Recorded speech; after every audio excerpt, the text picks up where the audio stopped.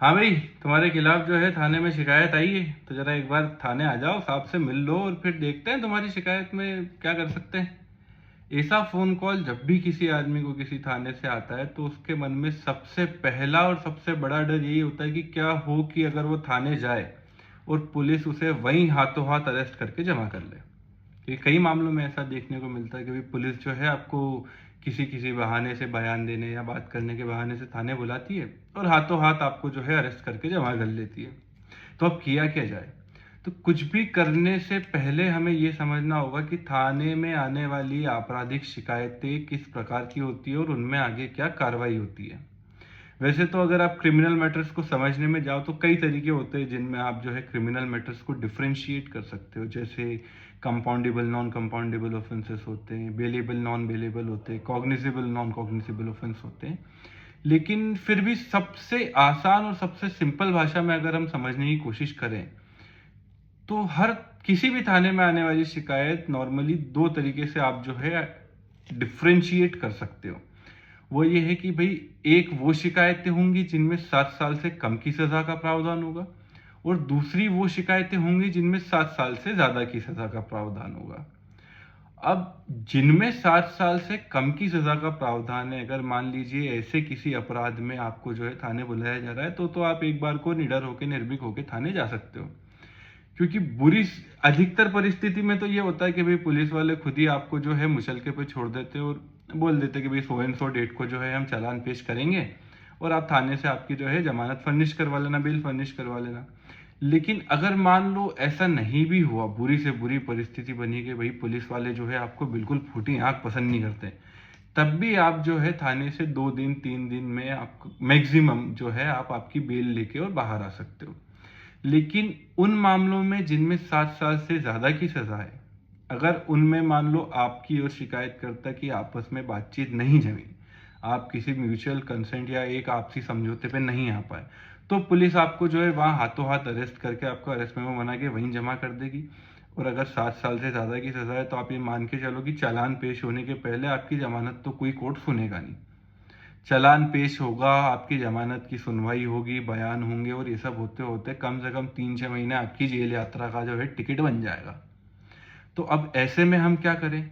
तो अगर आप सबसे पहले तो आपको किसी भी पुलिस वाले का फोन आए तो ये जानने की कोशिश करें कि भाई मेरे खिलाफ जो शिकायत आई है वो किस अपराध से संबंधित शिकायत है।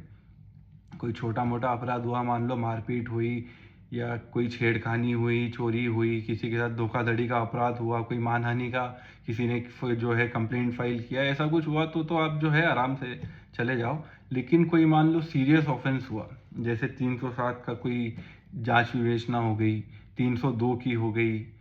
और एनडीपीएस एक्ट हो गया, एट्रोसिटी एक्ट हो गया, ये जो स्पेशल एक्ट्स होते हैं इनमें सजा के प्रावधान काफी कड़े होते हैं। इसके अलावा पॉक्सो का आपका मान लो अगर आपके खिलाफ कोई शिकायत हो या 376 की कोई शिकायत हो, तो इन मामलों में मेरा आपको सुझाव यही रहेगा कि सबसे पहले आप जो है एक एंटीसिपेटरी बेल की एप्लीकेशन जो है डिस्ट्रिक्ट कोर्ट में फाइल करें, सेशंस कोर्ट के सामने। वहां से जाहिर तौर पे जो आपकी एंटीसिपेटरी की बेल अलाउ होने के चांसेस बहुत कम होते हैं, खारिज होगी, आप हाई कोर्ट जाइए, हाई कोर्ट से एंटीसिपेटरी बेल लीजिए। उसके बाद आप जो है किसी भी तरीके से जांच में आगे सहयोग करने के लिए थाने जाए, तो आप जो है अरेस्ट से बचे रहेंगे। अब अधिकतर मामलों में हम देखते हैं कि भाई अधिकतर ये जो 376 से जुड़े हुए मामले होते हैं उनमें इस वुमेन प्रोटेक्शन लॉ का सबसे ज्यादा मिसयूज होता है। कि भाई किसी भी महिला ने आपके साथ में अगर उसका कुछ रिलेशनशिप रहा है तो वो गई थाने में, उसने जो है रिपोर्ट लिखा दी। अब इस तरीके के मामले में क्या है कि कई बार पुलिस विभाग जो महिला थाने का होता है वो,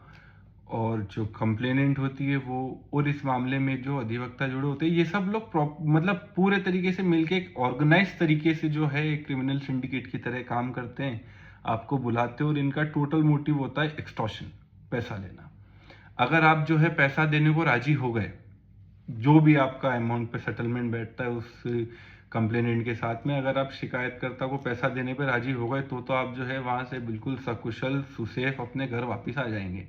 लेकिन अगर आपने जो है ये कहा कि भाई ये तो मामला ऐसा कुछ नहीं है और ये तो फालतू मेरे खिलाफ झूठी कंप्लेंट करती है ये वो, तो आप ये लिख के रखो कि आपको हाथों हाथ पुलिस वहीं अरेस्ट करके वहीं थाने में जमा कर लेगी। और कम से कम 3-6 महीने आपकी ज़मानत नहीं होगी। तो ऐसा कोई भी मामला हो तो मेरी आपको यही एडवाइस है कि आप सबसे पहले जो है कोर्ट जाएं, आपकी एंटीसिपेटरी बेल सिक्योर करें, उसके बाद ही ऐसी किसी जांच में जो है, हाँ अगर आप डायरेक्ट पैसे देने के मूड में हो कि हाँ भाई मुझे भी पैसा देना है तो कोई दिक्कत ही नहीं है। लेकिन अगर आप बाय लॉ चलने की बात करें कि नहीं यार मेरे खिलाफ झूठी शिकायत हुई है या मैं जो है इस प्रकरण में आरोपी नहीं हूँ और मैं जो पूरी लीगल तरीके से अपने चलना चाहता हूँ, तो मेरा आपको यही सजेशन है कि आप सबसे पहले आपकी एंटीसिपेटरी बेल सिक्योर करें, वरना आपको जो है कभी भी पुलिस अरेस्ट कर लेगी और अरेस्ट होने के बाद कम से कम आप मान के चलो 3 से 6 महीने तक आपकी जमानत नहीं हो पाएगी। धन्यवाद।